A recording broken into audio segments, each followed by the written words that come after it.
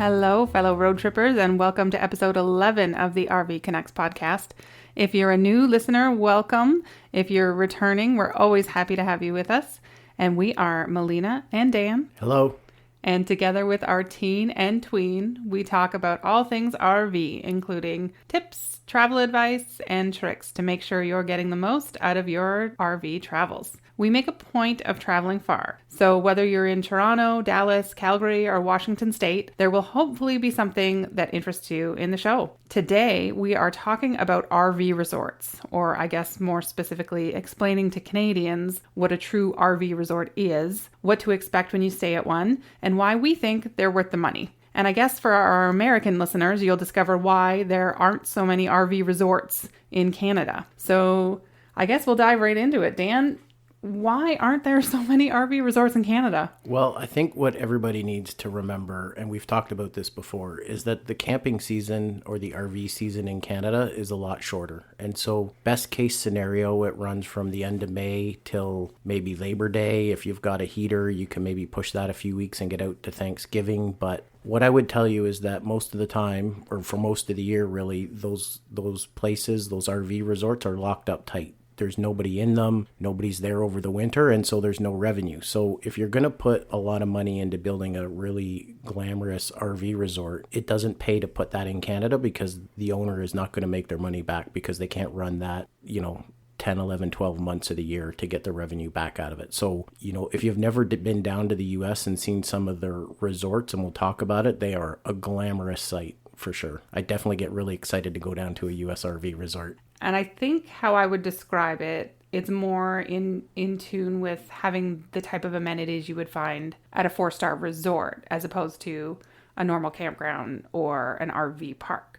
So when we talk RV resorts, I guess maybe it makes more sense to kind of explain differences between the parks as we see them, because RV parks may be called RV resorts, but RV resorts aren't necessarily RV parks. And if that sounds confusing, it'll make sense when we kind of explain. Kind of like, I consider that there's like 3 tiers of camping when you have an RV.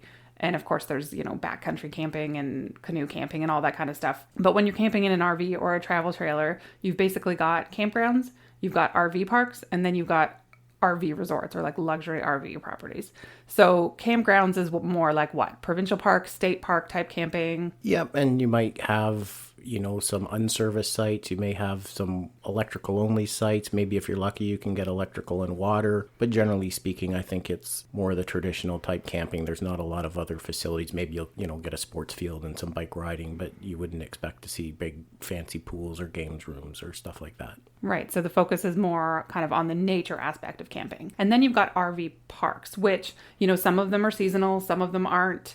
But to an RV park, it's kind of like the middle of the range. Like they have more amenities. They might have a basic pool and they have a, expanded playground area. And they might even have some organized activities for the kids or hay rides or something like that. But with RV parks, I guess the biggest thing is it's not a specific standard of resort. So no matter where you travel, you might find questionable bathrooms or smaller laundry facilities or unclean facilities. And some of them are maybe super old, but like the most well-maintained RV parks you've ever seen. And we've certainly stayed at a ton of those. But I guess the biggest difference is the price point. Like you're going to have a more mid-level price point at what's considered an RV park, but you're going to have full hookups.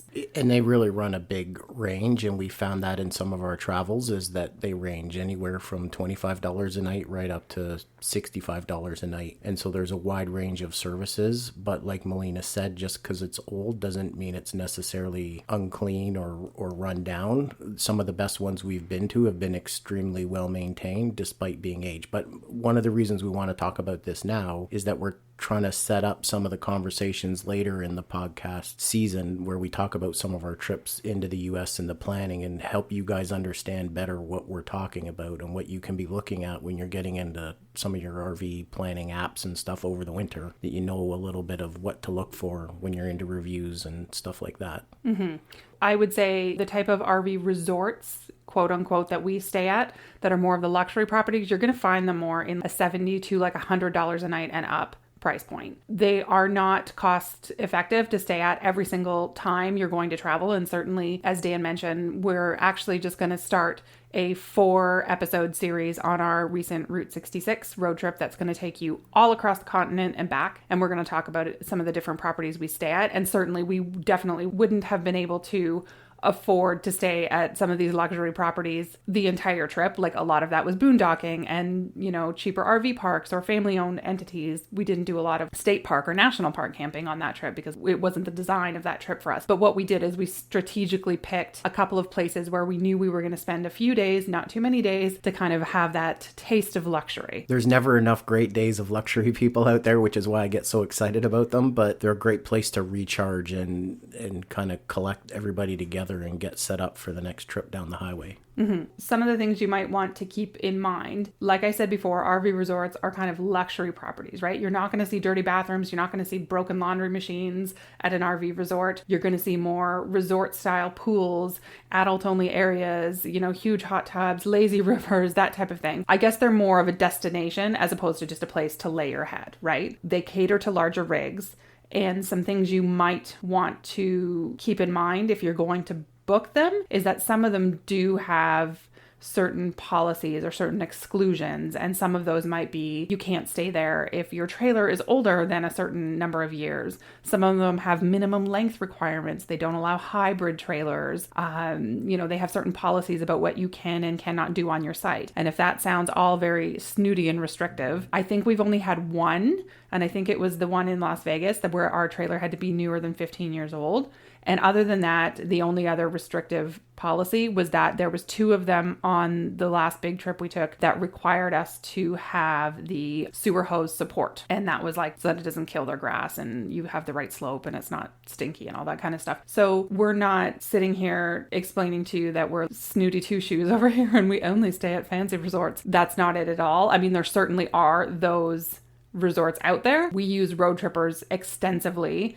and maybe I should talk about that a little bit. Road trippers is just, to me, it's second to none when you're planning a longer road trip for a number of reasons, but their review system is really robust and it's all user-based reviews. So we can go in and pick waypoints that we're going to choose at to stop. And then we can read those reviews, good, the bad, and the ugly, and we can find out what their true policies are, how they treat people who are coming to stay there, and decide if it's the type of environment that we want to bring our family to. So that being said, we use Road Trippers Plus, which is the paid option of Road Trippers. The free option, you can certainly plan trips, but you're maxed out at 8 waypoints. So for reference, when we did our Route 66 trip that we're going to be talking about in the next couple of episodes, we had 28 waypoints, and that was only between places we stopped to stay the night or sightseeing places that we wanted to make sure that we hit, or landmarks. So you can put way more than that. Like normally, if there's a restaurant or a diner that I'm really keen to eat at, we will put that on as a waypoint so you can easily, stack up the waypoints. And the plus option allows you up to 150 waypoints. You can also use the maps offline, which was really important to us if we didn't have coverage or it was spotty coverage, in the middle of the desert. We can still access maps offline. You have live traffic conditions. You can input your specific RV or travel trailer weight and length and all of that, and it will help you calculate mileage costs, which was super, super helpful when we were trying to kind of do this huge trip on a budget. Those are the reasons we kind of chose the plus version, but certainly if you want to try the free version, it is out there. One of the other great things I like about it is I will use it to plan an entire trip. But if we find ourselves, in a city for a couple of days, so let's say Chicago or Montreal or wherever we happen to be, Road Trippers has really great trip guides that are already pre-planned. So, and it's called the 48 Hours In series. So it's oh, you have 48 hours in Montreal. Here's what you should do in the 2 days that you're here. And it kind of, gives you waypoints that you could visit in a 2-day time span. So I find something like that really, really awesome if we've never been to a city before and we only have a few days to visit. They also have the same thing for highway guides, like scenic routes, historic points. You can just kind of pick any number of pre-filled trip guides and do a lot of day trips that way, which I think is just really fantastic. With all of that being said, if Road Trippers Plus is something that you want to look into, in the show notes, I've put a coupon code that will give you $5 off. It's $29.99 a year, honestly, which I think for the amount of times that I spend and plan current trips and future trips that are just sitting in our queue waiting to be taken, I think it's totally worth it. So you do get $5 off that price. So check out the show notes and you can take advantage of that coupon code as well. So let me offer a couple of quick thoughts from my perspective, because, Melina does a lot of the good planning and the research, and, she's a very methodical, organized thinker, and I'm a bit of a just jump in the seat, let's go and figure it out along the way. So God bless Melina for that. But if some of this sounds intimidating, that going to an RV resort has too many rules, or your trailer or your rig has to be a certain height or a certain age, I hope that you don't find that too intimidating. A couple words of advice I would tell you: look into the rules and call ahead. There's usually a solution or a clarification. The other thing I would tell you is, after you understand what the rules are and what it is you're trying to do, I don't want people to leave this episode thinking that you pull into an RV resort and you have to wear khaki pants and a collared shirt around. Like, anybody who knows me, that I'm a pretty relaxed guy, maybe too relaxed, and rest assured you can wear your favorite RV shorts and a good clean t-shirt and your sandals and enjoy yourself, and just enjoy the little things. Like, there's nothing better I love doing at an RV resort than just walking up and down the roads and looking at people's really fancy trailers and RVs and setups and things like that. People are really friendly. I don't think we've been to one where kids haven't been really enjoyed themselves or been welcome, because we picked the right one. So I don't want anybody to find this intimidating. I think that's a good point, because I probably didn't express that so well. Like, jeans is fancy for Dan. Like, let me put it that way. He spends most of his time in track pants and shorts and like hoodies. So yeah, we are not fancy pants type of people. And when he says there's a workaround, there really is workarounds. Like, there's a lot of places where it says, okay, you can't stay here if your rig's older than 15 years old. And a lot of times people might have like a classic RV and it's 35 years old, and they will just say, look, I called ahead and they just said, hey, just email us a picture of your rig. And as long as it's in good shape, yeah, no problem, come on in. And I think the problem is it stems not so much as like a classist issue, but the fact that sometimes people will bring in broken down rigs and they will break, and they will just leave them there and they will walk away because they aren't worth anything. And then it's a liability and a cost for the RV resort to have to deal with somebody to come and tow this thing off the site. So that's kind of where it stems from. It's certainly not meant to be like exclusionary, and we certainly haven't found that. But maybe the best place to kind of give you the full picture is to review a couple of places that we've stayed that we would consider these RV type resorts that have those, hotel type amenities. And then you can kind of see why we like them and why they might be worth the cost. And I would say maybe we start with Ocean Lakes Family Campground in Myrtle Beach, which is definitely an RV resort based on the amenities alone. This was amazing, folks. This sucked me right into RV resorts and what they could be. And we rolled in the gates with a 29-foot trailer. And keep in mind, there were trailers that were in the 20-foot, and there were some tent trailers, and there were even some people on tent sites. But they by and large had mega trailers in there, 35-foot fifth wheels and huge motorhomes. It was just amazing. And they have an amazing water park with water slides and a pool, and they've got bingo games at night for the kids, and the most amazing marriage saving service called pizza delivery by golf cart. So you phone them up and they will deliver a pizza to your campsite by golf cart. And the kids just thought that was the greatest novelty. And I think it just helped us, because we probably rolled in about 9 o'clock at night, absolutely starving. So you were right off the ocean, just an amazing experience that got me hooked. And just everything was great, right from the check-in, which actually arrived at the house before we left. You don't actually stop at the front gate to talk to a person. Which was fantastic, especially being in Canada. Like, that surprised us that we would get this package in the mail that had the map. It already highlighted where our site was.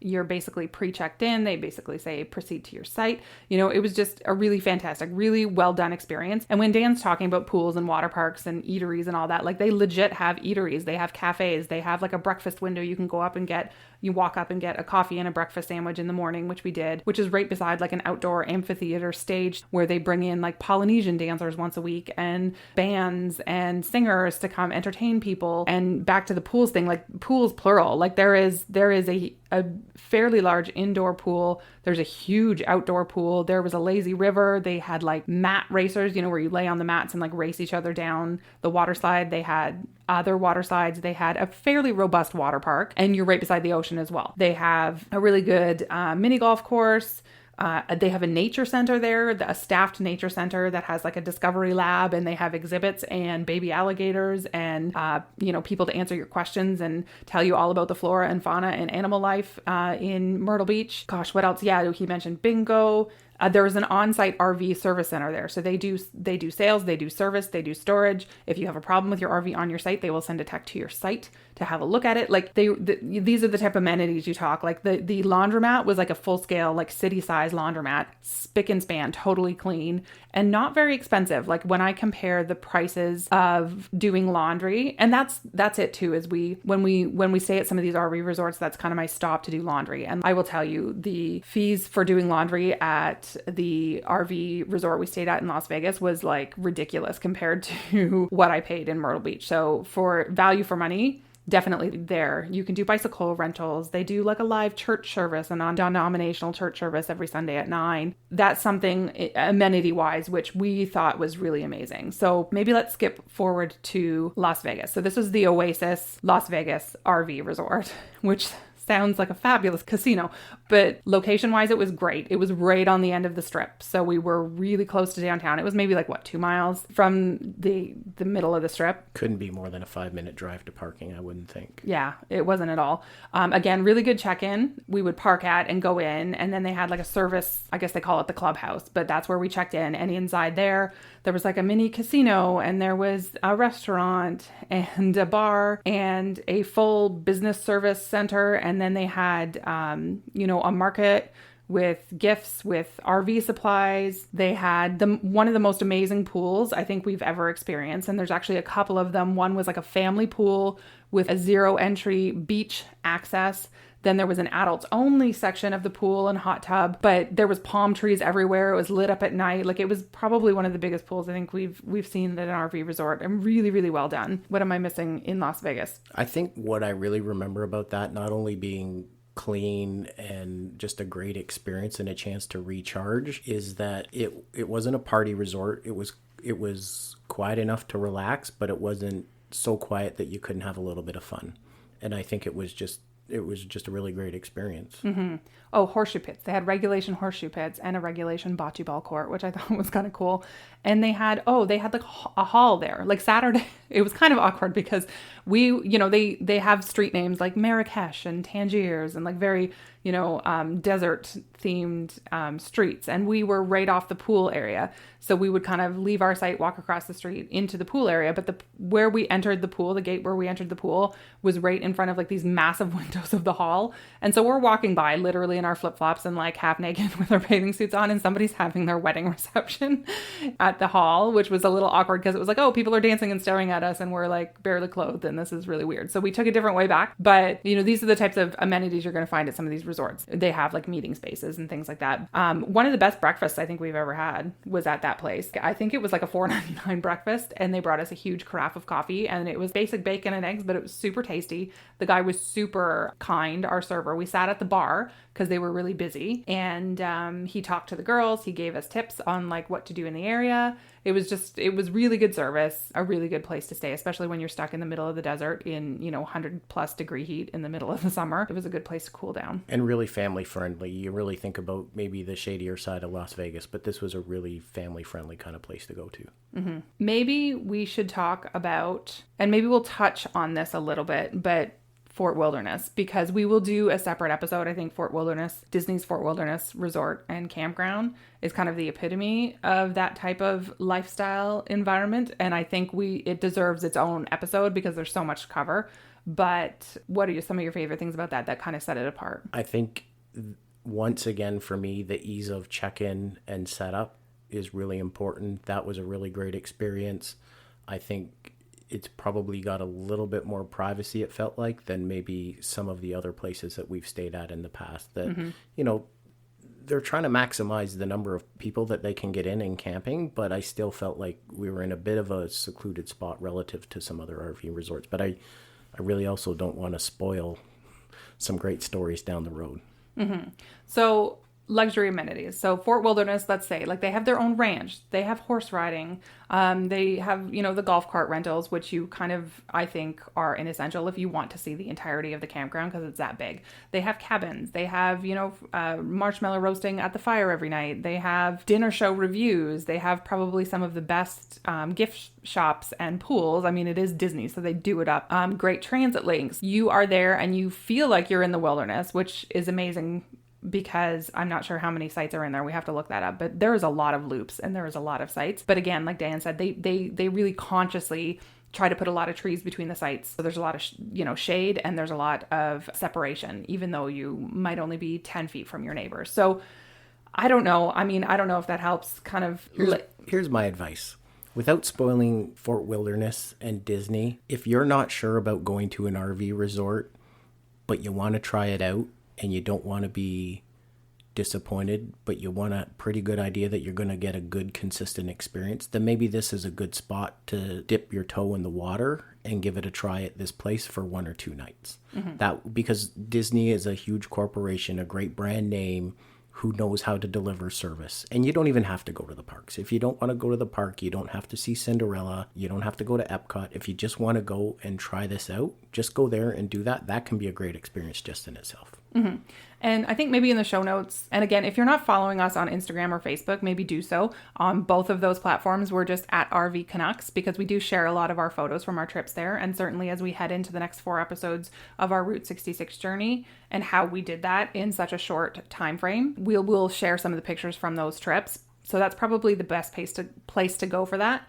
I will put some photos, or I try to put some photos when we do trip guides on the website and on the show notes of the specific episode shows we do. I try to include a few pictures from the trips we talk about. I will put those up so you can kind of see what we're talking about. I don't know that we're maybe doing any of it justice, but I think the point is, like, I hear a lot of smattering and a lot of talk from people who normally are like us and who exclusively stay at provincial parks, state parks, national parks, who are like, ugh, why would you ever go to an RV resort? Like, it's just ridiculous. But I think there's a time and a place for everything. And I think especially when you're on really stressful road trips or you only have a few days to relax at the end of your journey before coming home, picking a place where you can kind of have that max relax and like feel like you're being waited on hand and foot, those are the places to go to if you want to splurge for a few days. I think that's the important thing. I always kind of felt that camping had to be done in a provincial park in a shady site with lots of privacy and a campfire every night. And I really enjoy that. And I think you know from this podcast that we do a lot of that. But sometimes you want to mix it up. And it's okay to go out and mix it up. And sometimes these RV resorts and these RV parks are really close to places that you want to see. And if you want to go see Las Vegas, if you want to go see Myrtle Beach, this is maybe just a little bit more personal, a little bit more family orientated, and a bit more budget friendly than staying at a full 5-star resort, but get the same experience and the same relaxation and just a ton of fun, because the trip is sometimes just as much fun as the actual destination.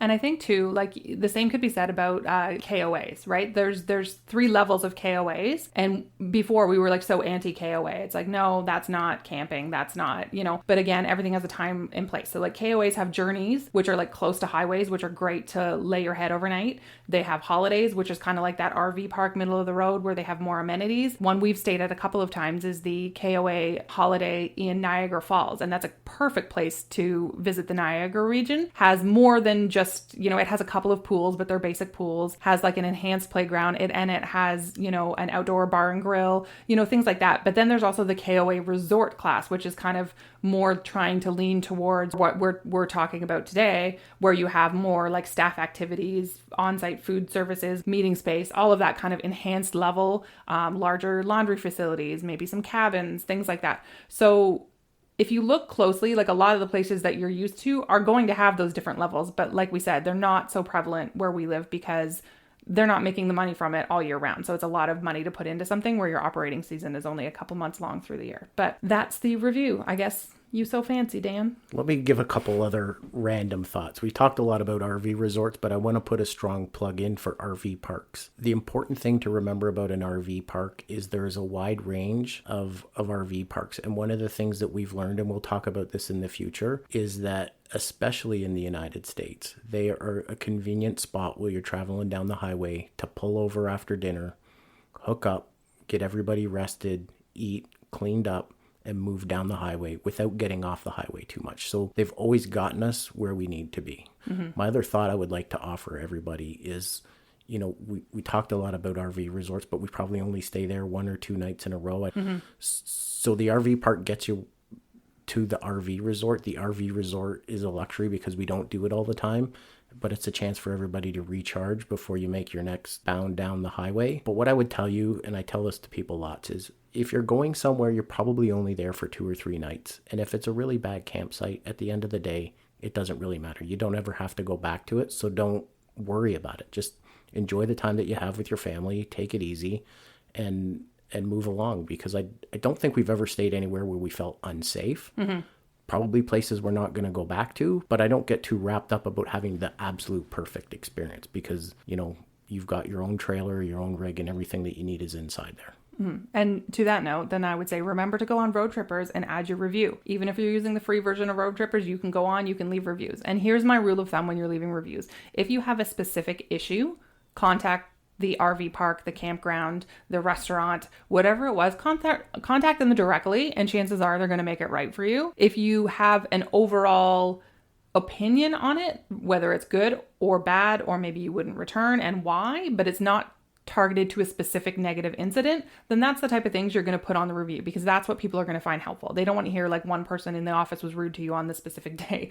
Like if you wouldn't go back there, what is it about the amenities? What is it about the location, the noise level that would make you not go back? So that's kind of my rule of thumb for reviews, because I rely on them heavily. I know when I'm traveling or I'm planning a trip. And maybe just tell people why you stayed at that place. There were places we've stayed for 12 hours. We pulled in at 8 o'clock at night and we left at 8 in the morning, and that's what we needed. And it was absolutely perfect for what we needed. So tell people what you needed, because I rely on those reviews as well. And if somebody says it's great for one overnight stay and it's quick off the highway, I'm taking it. Yeah, absolutely. So that's it. RV resorts for Canadians. And tune in next week as we embark on our 4-episode journey down Route 66. This was a 10,000 plus kilometer journey that we did in roughly 3 weeks. It was a lot of miles to travel. So we're going to break it into 4 sections and just kind of give you a quick overview of where we went, how we planned it, what timings we did every day on the road, and what sort of things we saw. Yep. Just push your boundaries when you're making your plans this winter, and try something new next year. Just go somewhere different, because it's, at the end of the day, if you didn't like it, who cares? You were only there for 2 nights anyways. Well said. And on that note, we will see you next week. Bye-bye. Bye.